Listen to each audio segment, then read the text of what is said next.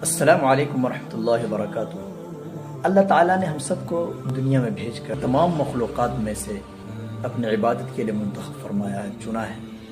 یہ انسان اللہ کی عبادت کے ذریعے باکمال بن جاتا ہے، کیونکہ عبادت کے ذریعے سے انسان کا ظاہر بھی سنورتا ہے، انسان کا باطن بھی سنورتا ہے، اور جس انسان کا ظاہر و باطن دونوں سنور جائے تو بھلا بتاؤ بھائی اس سے بہتر انسان کوئی ہو سکتا ہے؟ اس لیے ظاہری باطنی خوبصورتی اللہ تبارک و تعالیٰ کی اطاعت اور فرما برداری میں ہے۔ اس کے بنا میں ہوں، آپ ہو، کتنا بڑا انٹیلیجنٹ کیوں نہ ہو، ہر چیز اس دنیا کے اندر اندھیرا ہے۔ یہ ہم سب کو چاہیے کہ ہمارے لائف کا جو ٹارگٹ ہمارا ہونا چاہیے وہ اللہ کی اطاعت ہونی چاہیے، شریعت و سنت ہونا چاہیے۔ اس کے بعد تمام ریلیشن، تمام دوست احباب، تمام رشتہ داریاں آتی ہیں۔